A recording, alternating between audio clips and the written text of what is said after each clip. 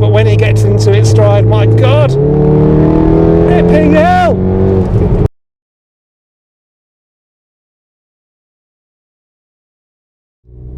Hello and welcome back to the Volks Wizard channel. Now today I've been in Milton Keynes filming some bits at Racing Line with my MK7 Golf GTI Club Sport S, and there in the car park was a car I've wanted to film for a very long time, and I was told to go and film it, but by the time we'd done the Club Sport S bits it was 4 o'clock in the afternoon and Milton Keynes becomes one big traffic jam at about 5 o'clock, so this isn't going to be the most in-depth video on this car, but it should be pretty good. And I'm actually filming the driving bit first, which I don't normally do because I don't want to get snarled up in the traffic, because this Golf R has got not 300, not 400, not even 500 horsepower, but 520 horsepower. So yes, it's not a car to be enjoyed in a traffic jam. So I'm heading out of Milton Keynes through, I think, Newport Pagnell now to go to some roads that I know pretty well. The weather's really good, so it seemed like too good an opportunity to miss. Now I'm sure if someone told you their Golf R is doing 520 horsepower when it comes with 310, you want to know how they've achieved that, because that's well beyond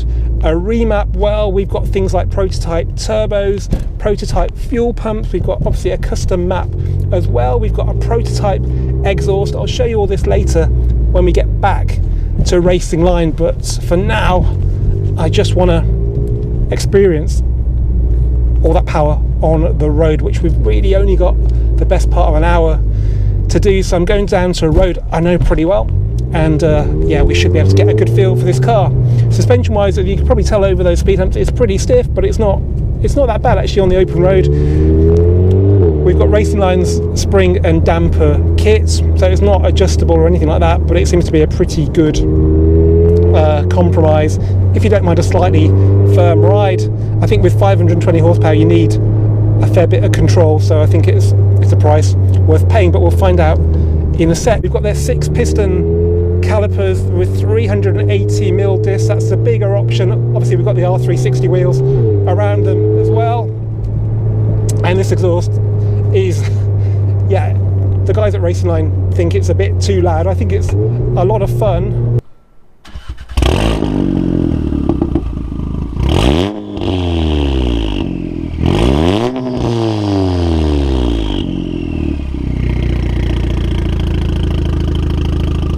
You certainly won't get animals walking out into the road in front of you in this car.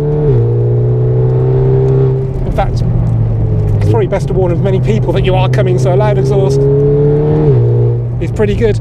Now that's in eco mode, no pops and bangs. You need another mode, so let's go full race. So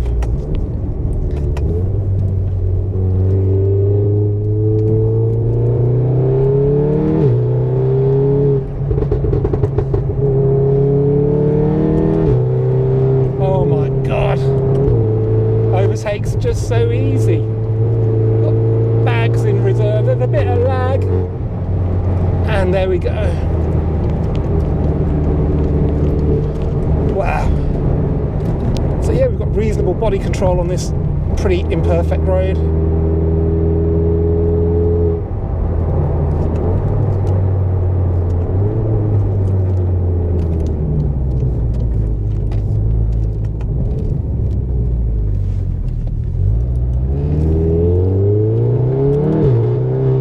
And being four-wheel drive, we've got a lot of traction. Now come on, is there a Golf with more bangs than that? Flipping hell.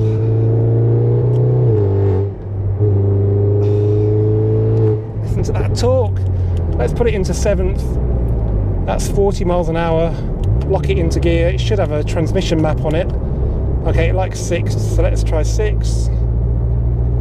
Lag, lag, lag, lag, lag.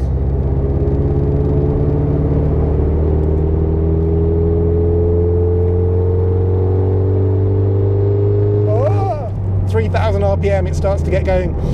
So yes, it has quite a bit of lag because we do have a big turbo. Let's just try a shorter gear then. So that's 40, and we're in 3rd. 30.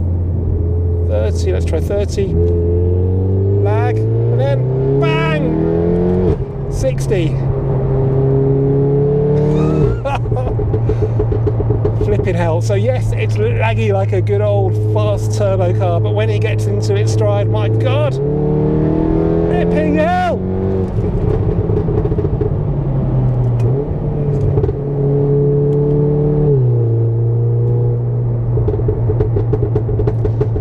But the good thing is, when you're bored of messing around, just bang it into eco mode, the gearbox sort of relaxes, and we have a relatively quiet and comfortable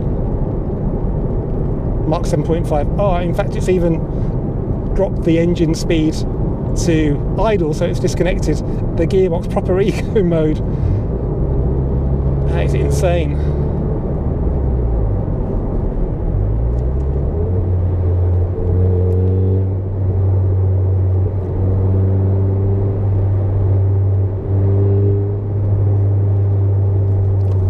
Okay, so it's pretty fast and it rides all right, but how does it handle this road?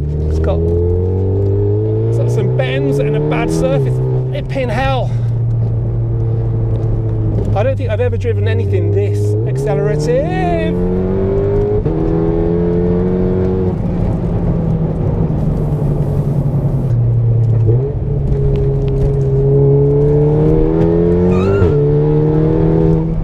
Jesus! And thankfully we have some decent brakes then, because bloody hell, that corner came up on me quicker than expected. Okay, and then in this village, which we're going to offend people with the exhaust noise, we can just bang it into eco. And there we go.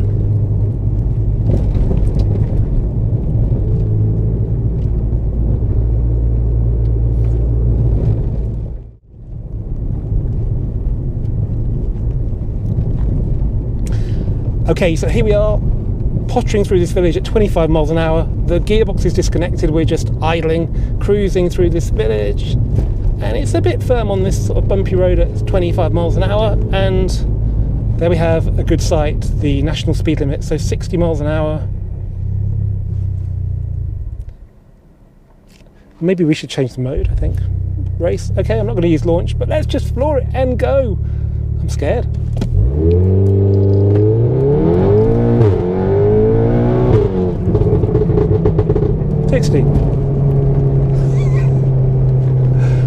Oh, flip. Jesus. The way the throttle's mapped, it really does not take a lot in race mode to make it shift. It's just a little touch and it's off and into another village.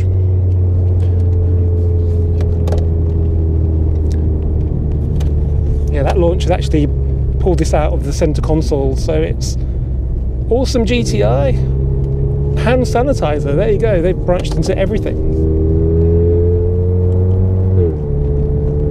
Okay guys, before I get into trouble one way or the other, I think we should go back to Racing Line and just see exactly what makes this awesome GTI demo car so special. Well guys, as you can probably tell, I really enjoy driving Racing Line's demo car. Whether I'd get tired of that level of performance and noise, I'm not sure about. What I am sure about though is I'd probably get in trouble one way or the other. It just takes a lot of adjusting to. It's definitely the fastest Golf I've ever driven. Is that a big claim? No, definitely, easily, probably one of the fastest cars I've ever driven. It's just insane. So I think I gave a few hints in the driving video. How do you get 520 horsepower from a 300 or 310 horsepower golfr E888 Gen 3 engine? Well, firstly, and the biggest thing I think, is the prototype turbo. It's made by Garrett, still in the testing phase. As you can probably see from the driving video, there's quite a lot of lag, because when you ask a lot of one turbo, inevitably you get lag, but I would say it's worth it, and we've got DSG on this car, so it's quite happy dropping the gears to get you into that performance zone. So yeah, that's cool. Obviously with a bigger turbo you need a bigger intercooler, so we've got Racing Line's intercooler. You can actually buy that, and we've got a prototype high pressure fuel pump, because you can imagine that big turbo is putting in so much air the standard fuel pump can't cope. That's it. Obviously we've got their custom map for this car, which seems to be pretty docile. I love the way you can put it in eco mode, and it's relatively refined, but it's just the most unhinged car I've ever driven in normal mode or or race mode. We've also got their turbo in the elbow, which will be essential with this level of power, the silicon hose R600. So yeah, these, you know, a bit of fun when I fit them to my Club Sport S on this car.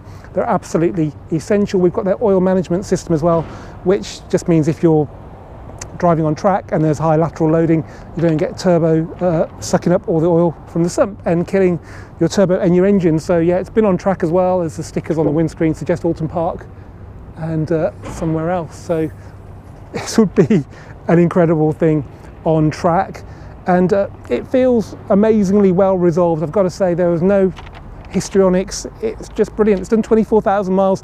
I'd imagine a lot of that is with a state of tune, and it just shows their confidence with this car that they give it to me to drive, and I can say whatever I like about it. I've driven stage 1 cars that are weirder to drive than this, with the map not being exactly how you expect it to be, but this was, yeah, really, really impressive. Chassis, there's quite a lot going on then. So we've got sport suspension kit, springs and dampers, front adjustable drop links, rear adjustable drop links, R360 wheels, 8.5 by 19 in gunmetal. I think they're covered in brake dust, and there's stage 3 6-piston 380 monoblock calipers and discs, and their RP700 brake pads, and you do need these.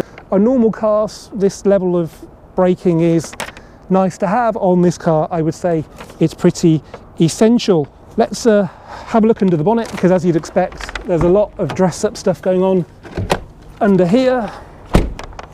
This doesn't make it go any faster, by the way.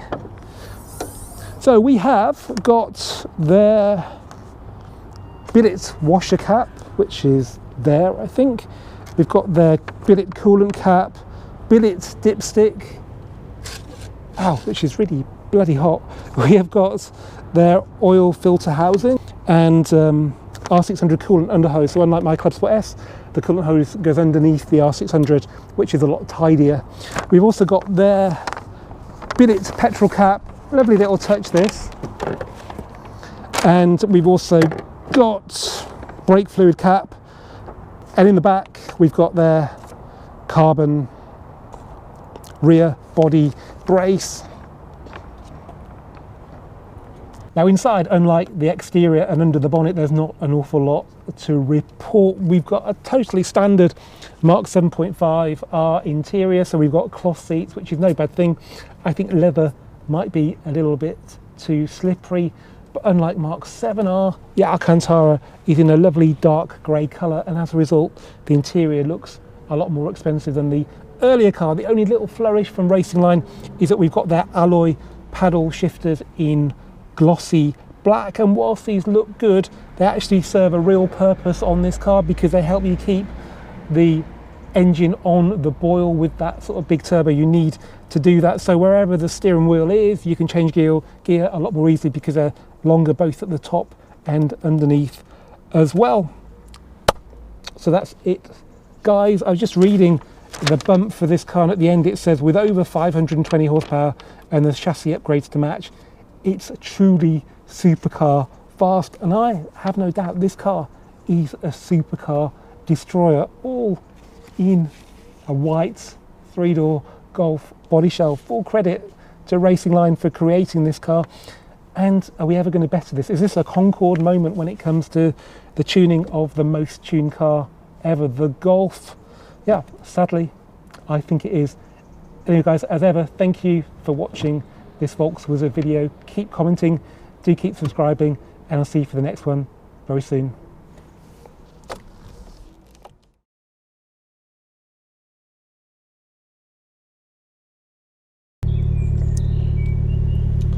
This is going to be really childish, but some of you may appreciate it. There's a tunnel here, so